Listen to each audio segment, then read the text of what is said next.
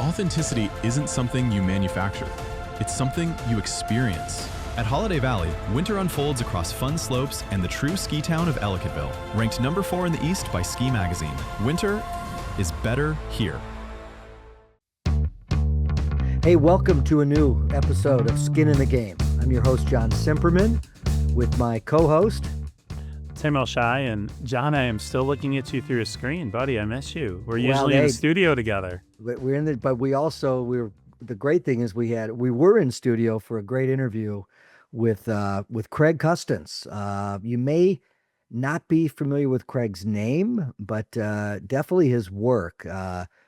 Craig's the head of creative development for The Athletic and wrote a really interesting book, Tim, that thanks to you, I've read. The author of The Franchise is The Business of Building Winning Teams. Craig has been in and around hockey for many, many years, and really fortunate to get him here on the program today. Yeah, and such an interesting reason, and I say this as a writer, John, that Craig had for writing the book. He was a writer, a reporter for a long, long time, and The Athletic promoted him and kept promoting him, and he was in a position where then he was a behind-the-scenes, general manager, if you will, of a bunch of other hockey writers, hockey journalists. And so he was building a team, and he wanted to learn, how do the best GMs build a winning team? And so he did what journalists do, and he said, I'm going to go learn about this. And in his case, to teach himself, he wrote an entire book, and The Franchise is an excellent book. And I'm excited to share this interview with people today. Yeah, and what's really cool about the book is, he really had, deep conversations and really comprehensive kind of research into, what makes some of these GMs tick, right? And what makes some of these organizations, have a winning culture. And I do think it comes down to culture, right? And some of the great traits of some of these, both GMs as well as other personnel folks within the organization. I found it very interesting, and really looking forward to having everyone listen to our interview with Craig Custance. And I'm going to throw a question to you, John, because I know you've worked in the front offices of 4 different big league sports teams across 3 leagues. Football is the one that you haven't, right? But hockey, basketball, baseball, you've all been a part of. And I'm curious, I'm thinking of the Buffalo Sabres as an example right now. So hockey's Buffalo Sabres not only on, a long losing streak this season, but frankly, for the past decade plus, they haven't seen the playoffs since the spring of 2011, I think, something like that. They recently fired their general manager, brought in a new general manager, and then the team immediately went on a 10-game win streak.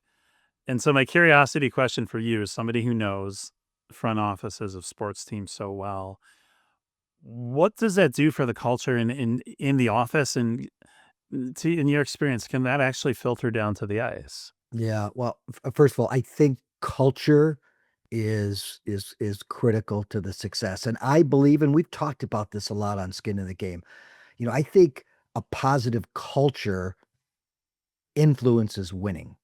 It's not winning creates a culture. Culture creates the winning. And it starts with ownership. And if you look at, as we'll talk to Craig, the ownership, of the Washington Capitals, for example, they built a really good culture, starting with the owner, and going all the way down through the players. So I think look at the case of Buffalo, they didn't change head coaches, but they changed, in this case, general managers. And, for our listeners who aren't familiar with the new GM of the Sabres, he really brought in kind of a lot more accountability out of the gate, right?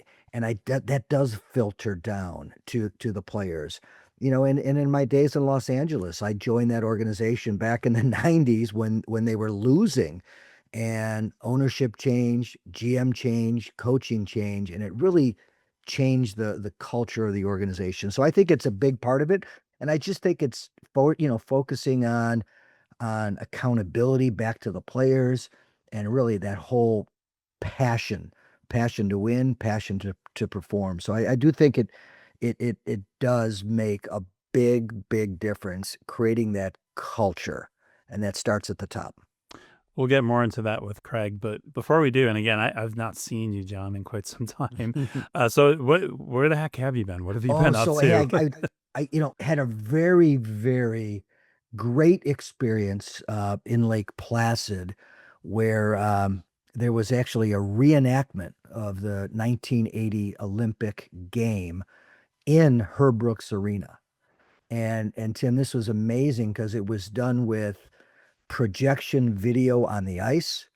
There were actually holograms of the players on the ice in the arena, and this was all put on, in partnership with Michelob Ultra, who put this show on. But Mike Eruzione was in the house, Jim Craig was in the house, Mark Johnson, who's now the coach of the Minnesota, I'm sorry, the Wisconsin college women's team.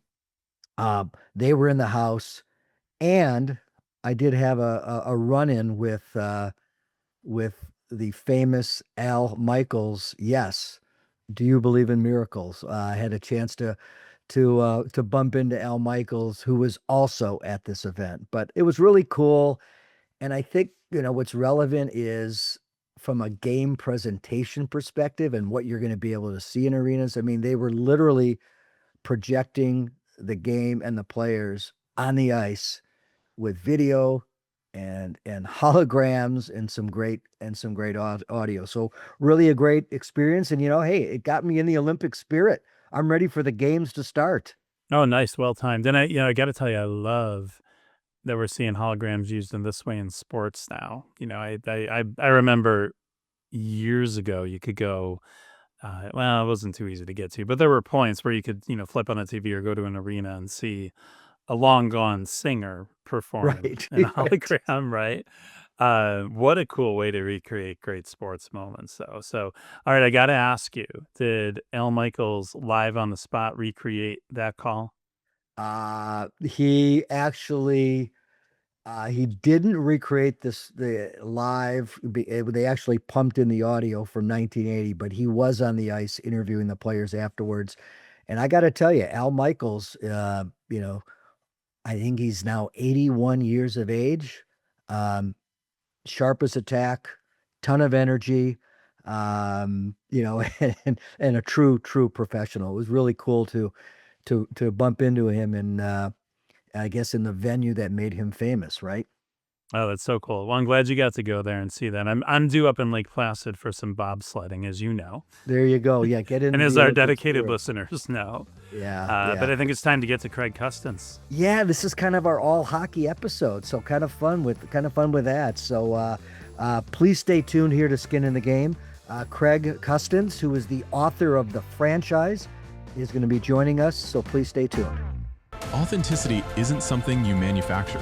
It's something you experience. At Holiday Valley, winter unfolds across fun slopes and the true ski town of Ellicottville, ranked number 4 in the East by Ski Magazine. Winter is better here.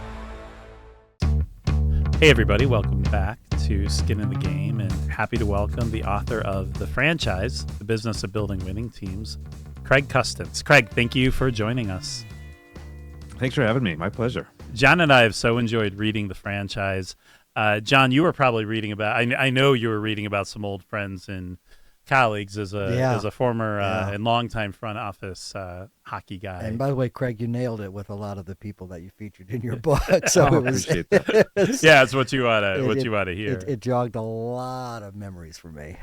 So, Craig, yeah, I enjoyed your book from several years ago, Behind the Bench, which, of course, takes readers inside the minds of great hockey coaches.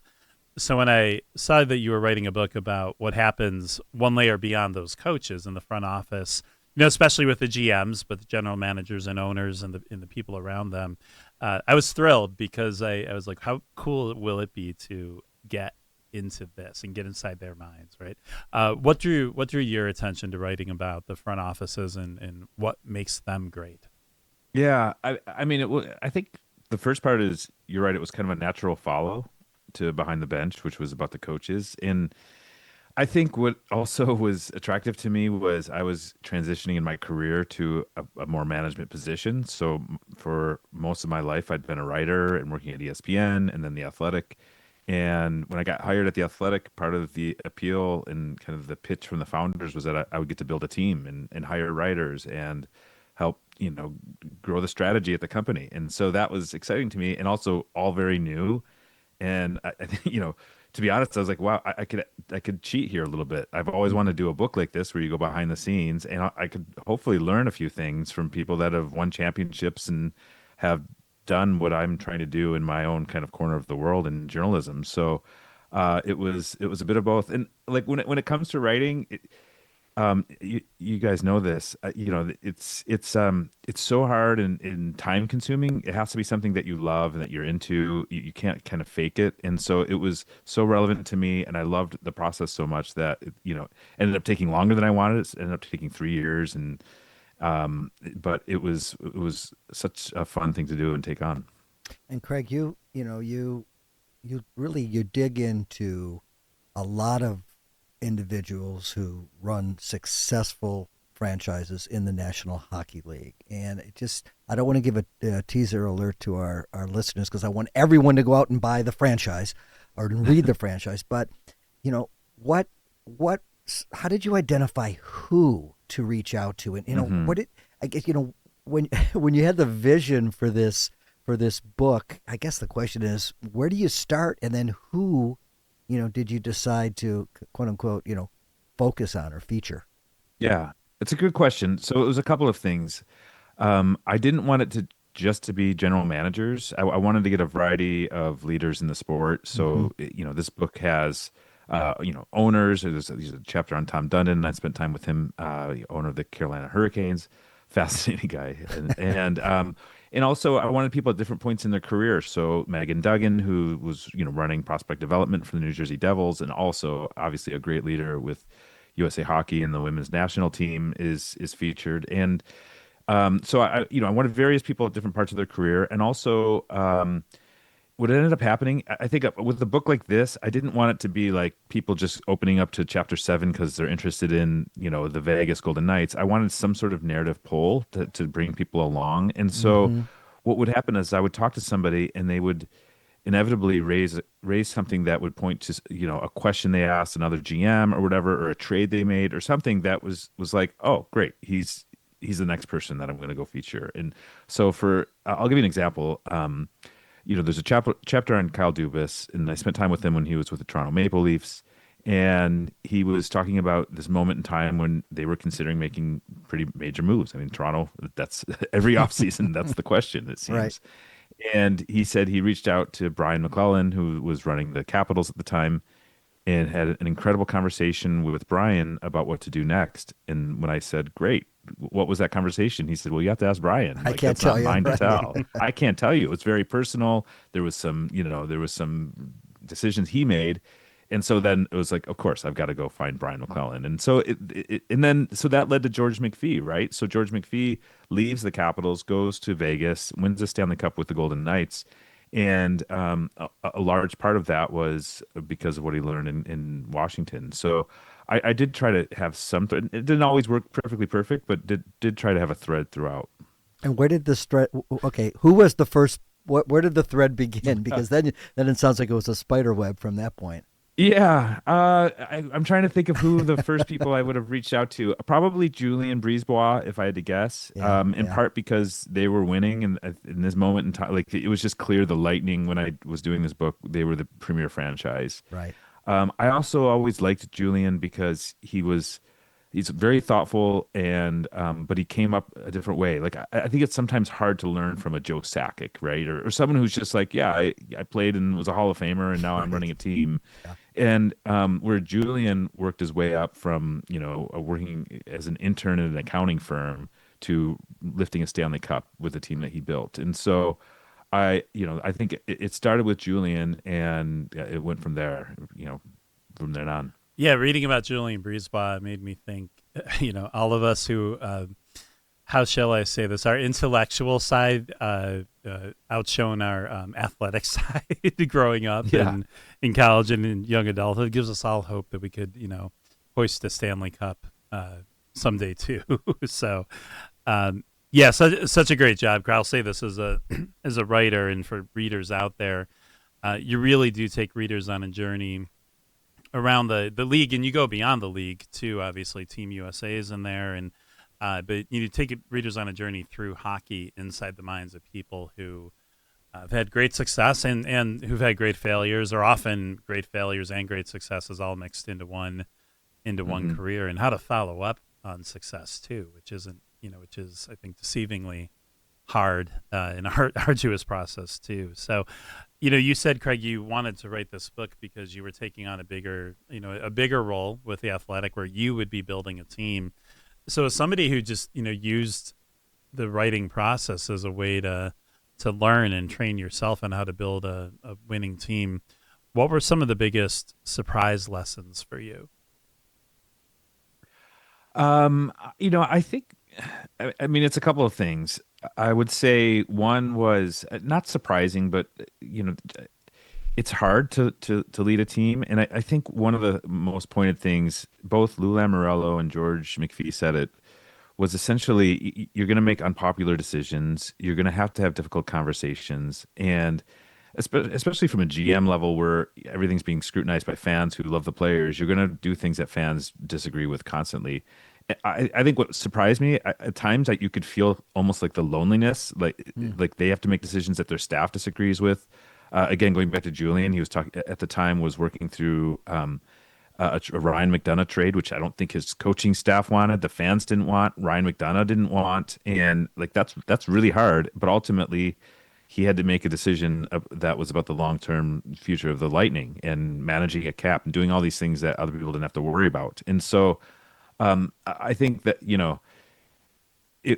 I think those difficult decisions can kind of create people feeling like they're on an island, and I really felt that in talking to a lot of these leaders was managing that challenge. And one of the things George McPhee said was, when you get to a point where you aren't willing to make those decisions anymore, you have to stop running a team. Like that's the kind of internal clue that okay, it's time to move on. We're here with Craig Custance, the author of the franchise. Hey, Craig, I noticed a lot in a couple of the chapters the importance of kind of creating an identity for the team, right? Hmm. And so that all of the whether it's your coworkers at the Athletic or whether it's your teammates on an NHL team, kind of they know kind of the vision and the identity of the team. And this is and Tim, this is a question that you and I often ask and are challenged and Craig, I'd really like your input on this. Yeah. Does the is the identity and the culture created by winning or Mm. establishing that identity in the culture? Does that create the winning? Because a lot of people tell me, "Oh, winning cures all." Winning cures all. But wait a minute, what caused the winning? So, does the Yeah. winning create the culture, or does culture influence the winning? Well, I mean, maybe the biggest culture guy in the book was Lou Lamoriello. I mean, and so you saw him up close in Toronto. Yep. Obviously, his big win came in New Jersey, but I would say if you ask that question to Lou, the culture is what creates the environment in which you can win. And so he talked a lot about that, right down to all of these strict rules that he had, and Mm-hmm. it's all the famously the shaving rules and the haircuts and all of that.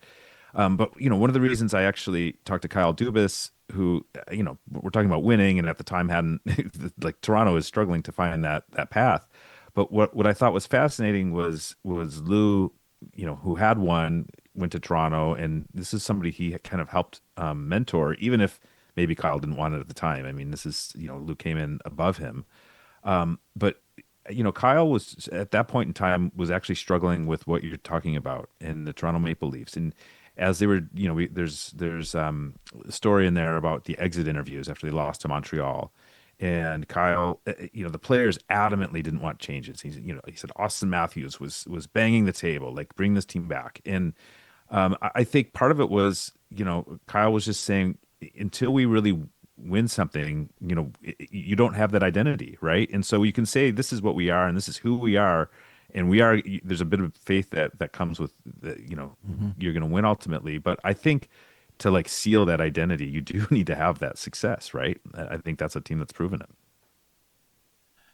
Craig, the something that I'm thinking about Lou Lamoriello here, and there's a little anecdote you have in there that I'd love to dig into. It has to do with Scott Gomez with the New Jersey Devils, and Lamoriello and Gomez. Well, I should say the Devils and Gomez were in arbitration, and it wasn't going well, at least for Scott Gomez. It wasn't going well, from what I gathered in the gathered in there. Did it ever go well if you're up against Lou? Yeah, arbitration. Yeah. You never hear a pleasant. Yeah, that's true. I've never heard anyone walk out of arbitration. That was great. Yeah, I got what I wanted. Amazing. Yeah. So interesting though. Afterward, they ran into each other. I'd have to flip back in the book, but in the restroom, I think, right? Like, but yeah, some kind of setting where they're kind of stuck and talking for half a minute. And I remember Scott Gomez was still pretty tense, and Lamoriello looked at him and essentially said, "I think, what, Scott, this is the bad part of it," and kind of insinuated, "Let's move on," and ended up flying Scott home on a private plane, right? And what do we learn from that? I mean, being able to separate tough decisions with humanity. I mean, it struck me as a poignant anecdote with a deeper lesson. I try to do that a lot without being prescriptive on what to learn. Like I again, this kind of goes back to personal preferences, but I'd never want to read a book that says, number one, treat your people like humans or whatever.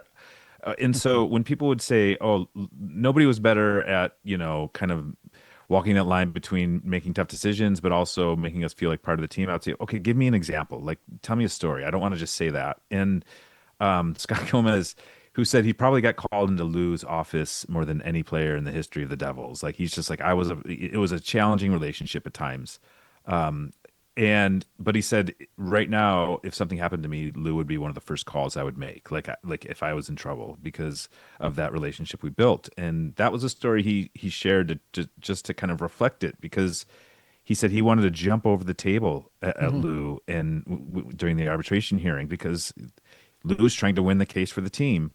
And the second it was over, to Lou, it was like that was business. And now, okay, we settled it. There was a ruling made.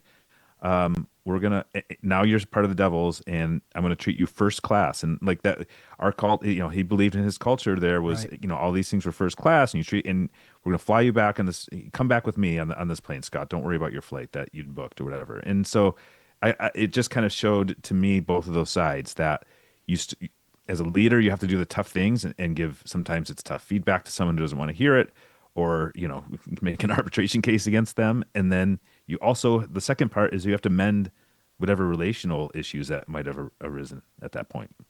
Well, I want to dig a little bit more into that with that chapter with regarding the Devils and their identity. And I guess this is going to open up a can of worms to another discussion. I think the best asset of, and I'm a hockey guy. I'm a hockey guy, Craig. So I think one of the my favorite things about the sport is the team mentality, and the it's not about it's about we, and that's a great asset for hockey. But it's also, and this is where kind of the chapter on Lou gets into it, it's also can be, I think somehow it's been a liability to help us grow the sport, because the players don't want to be singled out. They don't want to, promote themselves on social media, unlike, the NBA or other sports. So kind of you've been around hockey as long as I have, what's your take? Is it more of an asset for our sport, or does it sometimes get in our way to grow the game? Well, I'll start by saying that I think hockey has realized that this mindset can be toxic at times. And I think there was a long stretch where it was like, hockey's the best, and it's the individual never gets, and it's team first. And I think it also leads to a lot of problems that we've seen hockey have through the years. And so I think there's a lot to learn from that team first culture, but I also think there's a lot to learn with understanding like Lou struggled to win at the later stages of his career. Now, look, the Islanders went to 2 Eastern Conference Finals and probably could have gone to a Cup final one of those years. So hockey's a funny thing to wins and losses are razor thin. But I do think part of that is evolving. So I just even in that Lou Lamoriello chapter where he's explaining why everyone has to shave, because basically he's like, I want them united. I want them like this is what it means to be a devil, and this is why we're doing it. And he's like, I don't care if they're all mad at me. That's great. At least they're all united, and Right. that was kind of his point of view. But I also wanted to make a point of getting a opposing point of view in there, and I think it was Nick Foligno who was just like, I could never do that. Like, I'm sorry. Right. It was just he's like, it's an outdated point of view, and I think part of being a leader is adjusting to the players of today, and I think you could argue that didn't happen enough, at kind of later stages of Lou's career. But I agree. I think I would say in terms of pulling together as a team and kind of putting your individual things aside, I think hockey, there's a lot of cool, great examples of where that works, but I just think there's some negativity that comes with that. And You have to acknowledge. yeah, there's some great personalities. I mean, when I worked for a number of teams, these guys were such a riot to be around, and just great guys and funny. And then the moment the lights are on or the media's there, all of a sudden they change their demeanor. It's like, the media coaching was like, hey, no, this is team, and not you. And again, I appreciate that, but in today's, all the overflow of Twitter and YouTube and everything else, it just seems like we might need to just kind of take a different approach to that. I mean, when I got into it a little bit, I don't even know if I put any of it in the book, but because I'm coming from a different place, I would just disagree, like full stop, with how he would stop his players from, promote. Like there was times the guys couldn't get on the billboards, and like Right. he didn't want them Right. meeting with media, and I go, Lou, that people aren't talking about teams because these players aren't accessible. You have to have this direct line with the fans. It's not growing the sport. And I was trying to make my point as a media member. I'm like, it's when you talk to the media, when you explain your moves, it helps have a direct line with the fans so they understand what you're thinking. Otherwise people are just kind of guessing. And his point of view was, you know what, you just win. I don't care about the best way to grow the game Right. is to win. And so I'm like, all right, I don't think I was going to win that argument at any point. I don't think. But hey, at least A for effort. A for effort. No, who Yeah, was thanks. it? We're here with Craig Custance, the author of the franchise. Craig, in the book, who was it? I think Jim Rutherford was the GM who told you, well, yeah, if a reporter calls me and asks a question, I'm going to answer it, including if I'm gonna nobody's asked answer me. it. I'm going to. You got to call me. I'm not going to call you, but whoever calls me first, they get the scoop. I mean, that was essentially his message, right? Totally. Yeah. So and I think that's the other lesson I learned is that there's a lot of different ways to run a successful team. So, I mean, Jim Rutherford operated completely different from Lou in terms of how it came to dealing with the media, and he was exactly right. There would be times where I would call Jim Rutherford, and you just pick up and be like, "Are you trading Marc-Andre Fleury?" And he's like, "No." And I'm like, "All right, great." And you'd have a little whatever mini scoop. And that was happening. Like someone was calling at the time when I was talking to him. This is before he went to Vancouver. I think it was Dave Feschuk from the Toronto media. Like, there was some rumors that the Maple Leafs were going to bring in Jim Rutherford as like a consultant or whatever. And he's just like, I'm like, are you going to answer that? He's like, if we weren't talking, he would have. And he's like, oh, I try to be honest. He's like, he also liked being on the record. So he's just like, I want my point of view out there so people can kind of understand where I'm coming from. But again, it's completely different than Lou. And I think, Jim's got multiple Stanley Cups and it worked for him. I want to go back to behind the bench and what you learned about great coaches and contrast that with the franchise and what you learned about great GMs, team presidents, even owners. How much, what kinds of overlap, I should say, Craig? Where do you see the overlap in the approach of a great coach, versus a great GM, and are there distinct differences that you could actually generalize? Yeah, Okay, I mean, you're really asking me. I feel like it's been so long since I've reported out behind the bench. Yeah, no, I will Here's tell what you as a writer. I, I sorry, I do get that. yeah, I I'm get, like, yeah, I know. I'm who's even asking you in that about book? 10 years, But a book from 10 years ago. here's what I know. I can say for sure there were some similarities, and that was again, maybe this is the kind of people I was attracted to learning from, but that all the people in the first book and the second book, whether you're coaching or you're running a team, they were all like continuous learners. They were always trying to like learn from somebody else. And Jim Nill, who runs the Dallas Stars and who was in the franchise, he talked about getting meetings together with all the GMs in Dallas. And so you're sitting down and you're learning from how the Cowboys run things, and you're learning from how the Texas Rangers run things. And even Lou, I forgot how old he was when I interviewed him, but he's got a million books behind him, and he's reading Tim Ferriss books and just stuff you're like, I never would imagine Lou Lamoriello would be getting into. And so same thing. All the Julian Brisebois is constantly learning. Tom Dundon, it was fascinating. He's one of the he has thousands of conversations every day just because he's just trying to get more information, trying to learn. And so I think that would be definitely the common thread when I think back to some of the coaches that I talked to, and the Mike Sullivans and the John Tortorellas, and going back to that book. It's the same thing. Like I do remember I sat down with John Tortorella and Mike Sullivan, and they talked about, because I was getting, this was at the time, we're going back in time here a little bit with debates, but there was the big analytics and hockey debate that it seemed like always came up, and Torts and Mike Sullivan were kind of seen as the old school, and they weren't into it. And they said actually in between jobs they did all this shot tracking, and they were sharing all the analytics that they had this kind of huge data project that they had done in between jobs. And it was all because they were like, look, this is something that's coming, we have to understand it, and we want to get better. And to I don't think you can survive decades in any industry without having that mindset. I loved hearing that Lou Lamoriello was having, I don't know if it was players or front office people, read Tim Ferriss's Tribe of Mentors. It was just it was just a mix of worlds that I did not see coming. And but I mean, there's a bigger, since I get the sense too, Craig, you want readers to draw lessons, rather than you prescribing them, which as a reader I appreciate. One that kind of reinforced for me and John, I think you'll appreciate this too, because you're quite the reader and have run businesses. These GMs are really consistently reading business, not just books about hockey. In fact, probably I'm going to gather, I bet you not a lot of books about hockey. It's more books about success, corporate success, life success.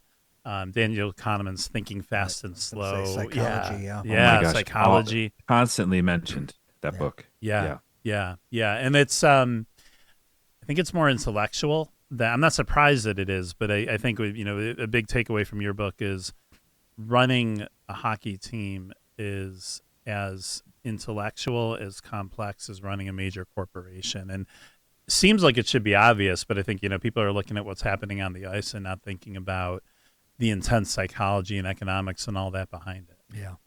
Yeah. And that. Yeah. Go ahead, Craig. Well, I was just gonna say my favorite anecdote on that, and this will be, I promise, the only plug I make is Plug away. because I think it's helpful for the listener. There were so many books referenced that I put together a PDF on my website, craigcustance.com. I think it's the only thing on it, because people were like, hey, I want to know what books were referenced. I'm like, here, I put them all on a checklist so you can go read them, because it's all these books that you're mentioning, and I'm like a nerd like them. I want to read what other people are reading. And there was a story with Julian Brisebois at the trade deadline, and I'm going to get the book wrong here, but he had his whole staff read a book titled something like "You're About to Make a Terrible Mistake." And it was about, trade deadline. People are famously making bad deals.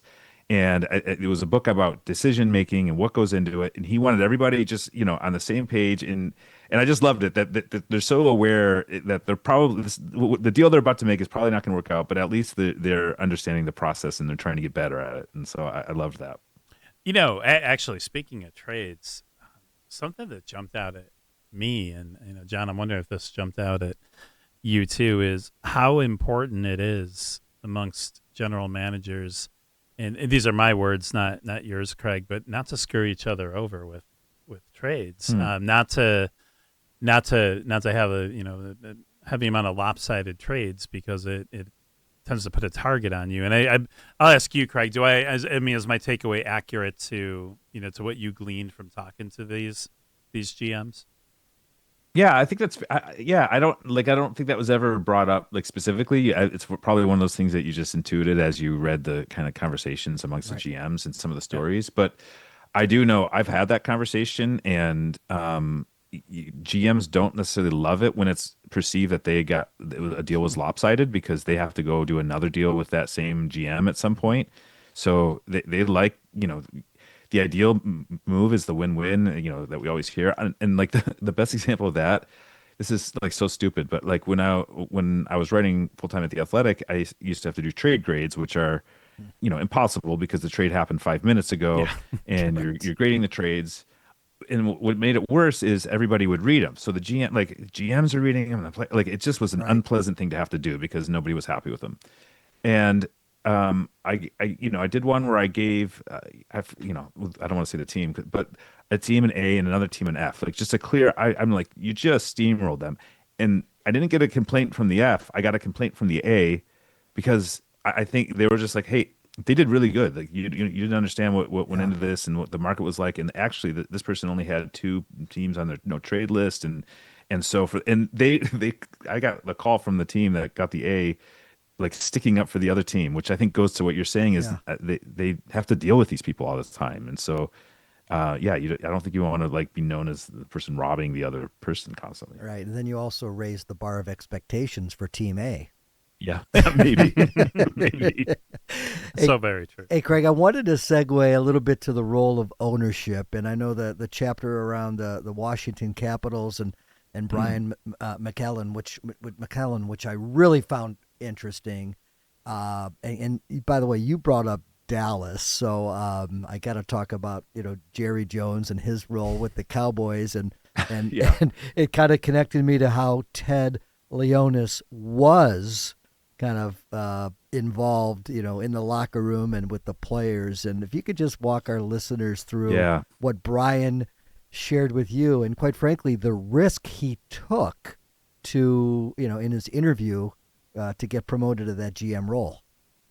Yeah, so Ted Leonsis is kind of famously, hands-on and also very public for a long period of time. Had a blog and was on social media, and I think his public, how out there he was publicly, and also even bringing like people in the business side into the dressing room. So there's some things that some lines were blurred Yeah. that wasn't conducive to winning, let's say, and so I think that shows up. You start to get that two ways. One, in the way that George McPhee runs the Vegas Golden Knights.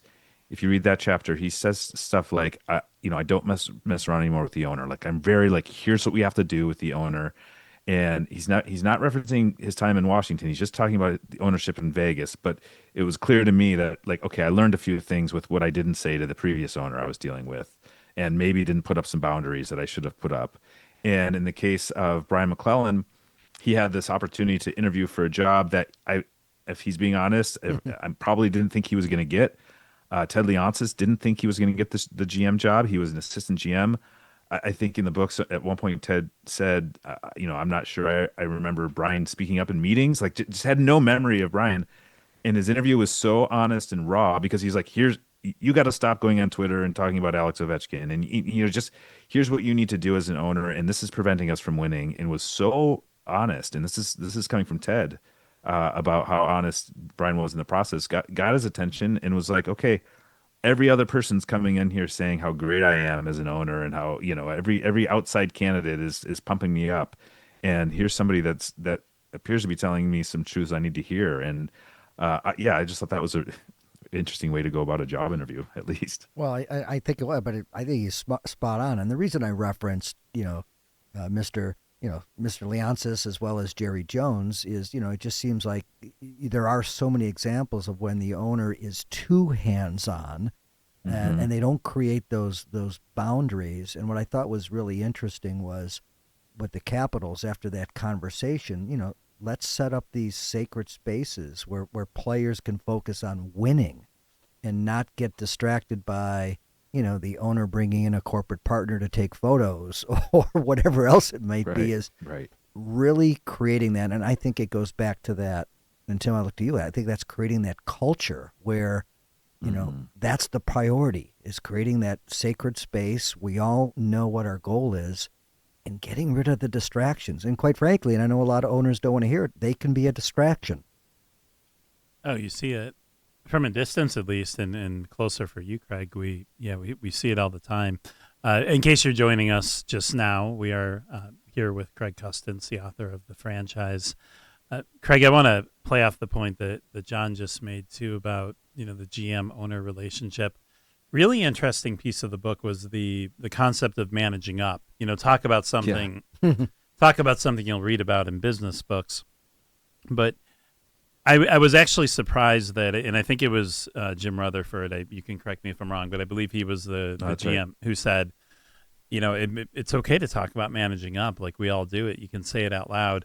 I was actually a little bit surprised to hear that he felt he had to say it out loud, that it wasn't a normal thing. Because I guess I'm coming at this from the business world and thinking people just kind of know that happens and will acknowledge it, and maybe in different words.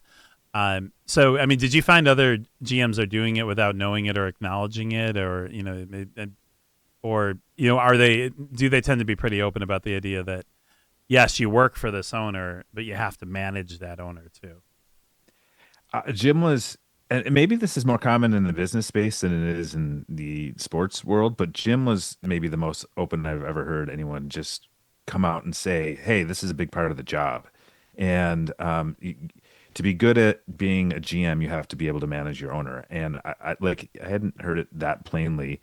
And, he told me that for the book. And then what I thought was fascinating is he gets hired by Vancouver, and he says it while he's sitting right next to the owner, like basically just saying, like, this is somebody who needs to be managed. And I think, and Jim gave really like good examples of what that looks like in reality. And so when he was with Carolina, when he was running the Hurricanes, Pete Carmanos, he would go into his office and he just said like there was going to be no changing Pete's mind on something. Like, that he was just like adamant about it, even though they'd been argue and they go back and forth. And then Jim would just realize like, hey, this isn't the right way to go about this situation. I'm going to let it cool off. I'm going to give it 3 days and go back and say, hey, I've been thinking about this some more. And just let it kind of discharge a little bit. And he just said like that was how I had learned to deal with him, was you weren't going to win that in the moment. There was no point in it. Let him have that. And then it worked better if you just let things cool and circle back. And like that's what he meant by that. And yeah, I think Jim Rutherford's really good at it. Yeah, it's like thinking, what's the end result you need, rather than trying to win a conversation, right? Take the emotion out of it. You might lose the battle, but win the war, right? Right. And I think that's, there's so many examples. And I do think, people ask me, where does the culture of a sports organization start? And I do, and right, the GM is vitally important as your book illustrates, but I do think it really starts at the top.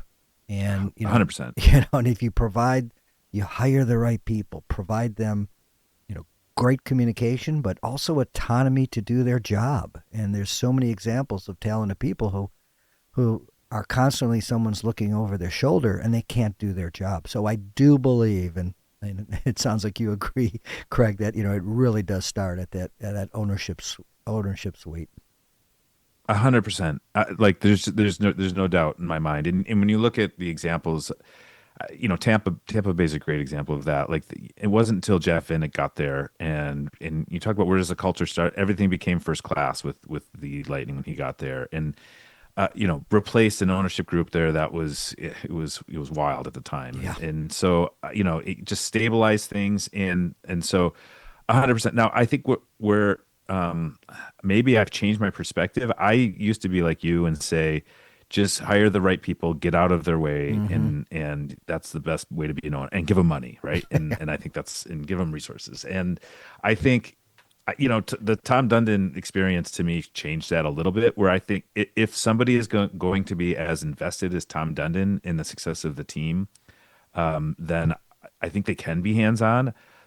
I'm sure there's people in the hockey world that would disagree with this, with specifically to Tom, and whether or not he's been ultimately great for the Hurricanes.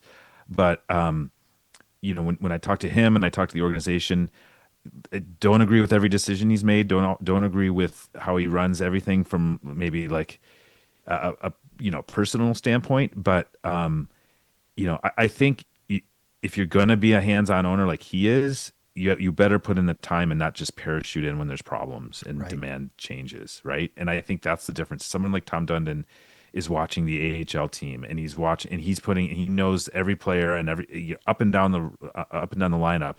And where I think owners get into trouble is when they try to force change when they're not as plugged in.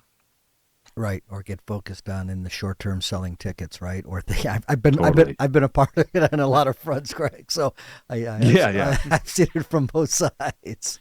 Speaking of money and resources, Craig, I want to ask you about women's hockey, and I'll preface this by saying that I'm going to ask a big question that maybe you can just talk through what your perspective is and what you've learned, and maybe a lot of the this is a real lead up to this question, Craig. There may a lot of this might still be out there to be figured out, but the opinion, the most powerful chapter in the book, and I'm saying this for the benefit of people who are going to pick it up and read it, in my opinion, was a chapter that followed Megan Duggan's quest to change what was happening at USA Hockey, from really undervaluing the women's team to putting resources and respect, treating them with resources and respect that these women who are world class athletes deserve. There was just no shock here. Back at the time, a major disparity between what the men's teams were getting and what the women's teams were getting. So, what Megan Duggan and the women she worked with accomplished is amazing. You do an amazing job of capturing that, and awesome. And thank you for that. What I'm wondering is when you look at the sport today, and whether we're looking at USA Hockey and the women's team, if we're looking at the Professional Women's Hockey League, the women's side of the sport, even youth hockey, do you have a perspective on whether the women's side is getting those same resources and the same attention to what it takes to build a great team that that's happening on the men's side? I mean, the NHL's had decades, right? I mean, decades of men training and how to run a great team from behind the bench and in the front office, and I'm curious whether the women's side is at that pace now. Yeah, it's hard for me to speak broadly about it, but I can say a couple of things. Hockey I feel like it's always been behind on a lot of things, in this topic included. Yeah. But there was this, even within the confines of this chapter, I talked to Cami Granato, who I spoke with because I wanted people to understand what was at stake when Megan Duggan basically took on leadership and said we need to be treated equally or treated better, or at the very least stay awake at negotiating tables, which didn't always happen on the other side. And Cami told a story about going through a similar process and then getting cut from like Cami Granato is maybe the greatest American player of all time on the women's side, and her like I don't even think she was raising her that much of a case. It was just like, hey, we met and we want to do this, and her story's in there a little bit, but it was just like, here's what, and she didn't make the Olympic team, and I'm sure there was a reason given, but what Cami was saying was that this is what Megan put on the line and she won. And what comes out of that is this group of women now that are infiltrating hockey. I think one of the questions I get after doing this book is who would I hire to run a team, and Megan Duggan's on my short list.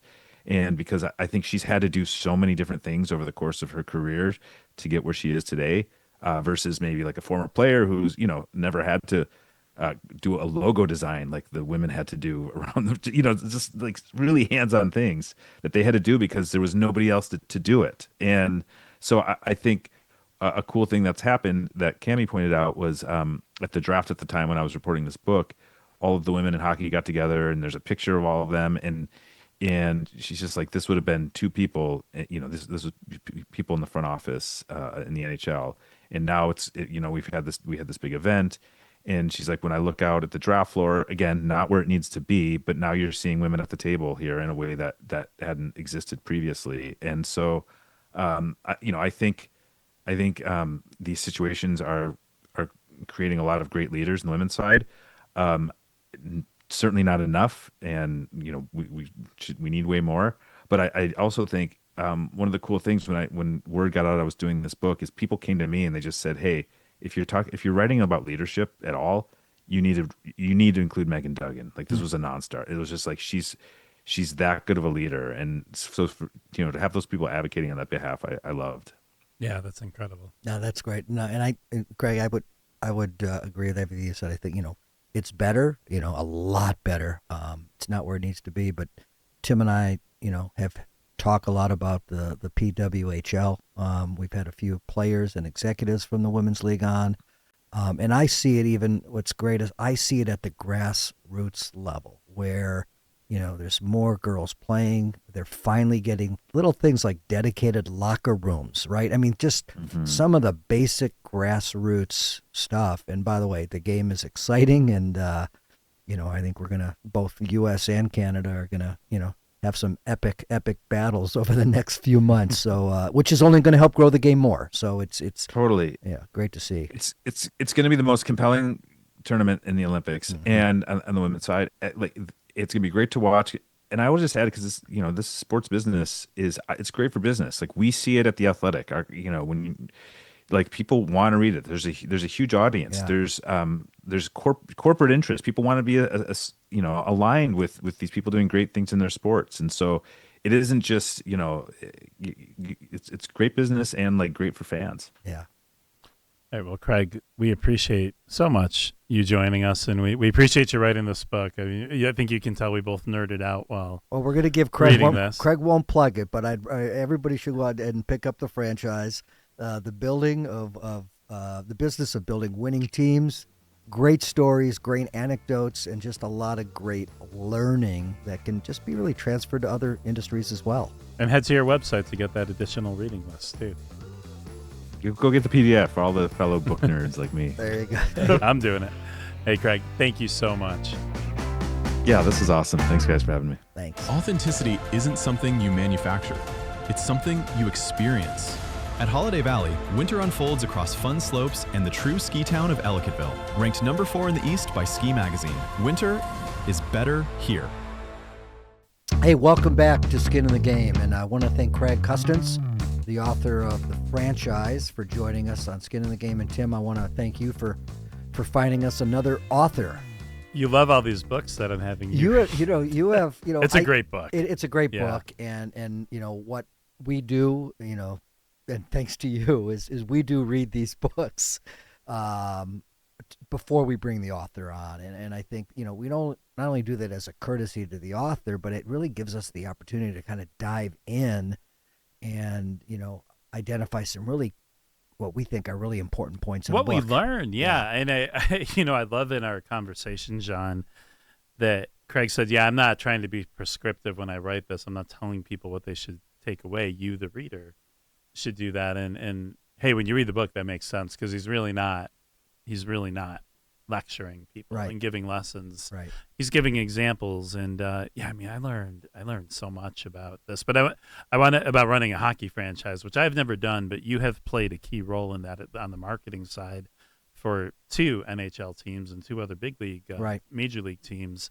So let me ask you. I mean, you were not responsible for what happened on the ice, but you were responsible with the Kings and the Sabres, so Los Angeles and Buffalo, for selling what happened on the ice. And when you read Craig's book, what resonated with you? Oh boy, I mean, I do think, and I think Craig did agree, is the culture of an organization starts at the top with ownership, and then identifying the right people that can deliver and help create and manifest that culture.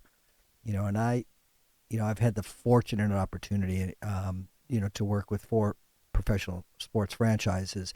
And what I will first preface this is, again, that was 20 years back, and in those days, which I look back on so fondly, I mean, we sat down with the general manager, we worked with the head coach, especially, well, actually, in both the NBA and the NHL, to help, how can we help you, team, creating the right environment and presenting your identity. And then, the team personnel, the coaches, the players would actually come to us and help. How can we help build the sport? So much has changed, though, because, these teams, I had an 8 to 10 person marketing department. You look at some of these organizations now and they have 50 people in their sales and marketing department. So though a little bit different times, but what I can tell you is, at the Cleveland Cavaliers and the Gund family that owned it, they provided us the resources, hired great people. And, and I also look at, my days with the Los Angeles Kings. When I went to LA, they had lost Gretzky. Their owner, which was Bruce McNall, was in jail. A new team launched in Anaheim that was the cool kid on the block, and the Ducks. And had a marketing arm called Disney. Yeah, behind it. So we were really the underdogs, and I was so fortunate to work with Mr. Phil Anschutz, who bought the team and was well resourced, but also stayed out of the way. And he hired great character people like Dave Taylor, Larry Robinson, who, by the way, is featured in the book, The Franchise. Yep. And they just created this culture. And, when I got into L.A., for example, the team hadn't made the playoffs in 4 years. Wayne Gretzky had left. And proud to say that while I wasn't part of the Stanley Cup runs that the Kings have had, I think creating that culture, which, by the way, still has the same ownership in L.A., has really created a foundation that they continue to build on. So, I love the book, and I'm going to sound like a broken record, but that culture starts at the top, and I think, and Craig wouldn't side one way or the other, I do think culture creates winning. Winning doesn't create culture. That's my 2 cents. So then I've got to ask you, if you don't mind a tough question here. It's going to seem like a loaded question. I don't mean it to be. Yeah. Another one of your former teams, the Buffalo Sabres, and for context, you worked for them about 20 years ago, right? So, yeah, well, I was there for quote unquote the no-goal year, yeah, where we went, we were in Game 7. You guys went to the Stanley Cup and were Finals, within one bad call of winning it. Bringing the cup to Buffalo, yeah. So since you've, in the decades since you left, the team had some success. But then for the last 14 years, the team has not seen the playoffs. Right. And so that leads me to my quote-unquote loaded question about culture. Is that a culture problem with the Buffalo Sabres? Like, what is your take on what's going on with your old team? Boy, that's the million-dollar question, isn't it? And for those listeners here in Western New York and Southern Ontario, the Sabres have had a little bit of a resurgence, which is phenomenal. Yeah, as we sit here right now, they just wrapped a 10-game winning streak, and people are overjoyed. And well, it's it's Buffalo, great. New York, like Toronto, and where a lot of our Buffalo, New York, Toronto, Hamilton, these are great hockey towns. So the foundation is here. I really think it comes down to, in the case of the Sabres, maybe this was a new owner, new to professional sports. Maybe wanted to be just a bit too hands-on when it came to the hockey side. And I'll kind of flip that as the same owner, has a very successcul football franchise. Right. We're talking about Terry Pagula. And I think he and I can't. And Tim, you're in the market as well. I think he and the family have been much more hands off on the football side and hired some really great people that help create that culture. I think maybe early on, he's maybe a little too much of a fan on the hockey side, and a little bit too hands-on, and hired maybe some people that, weren't as experienced or couldn't manifest the culture in the right way. But I'm optimistic that, there's been some changes there, and you learn sometimes the hard way.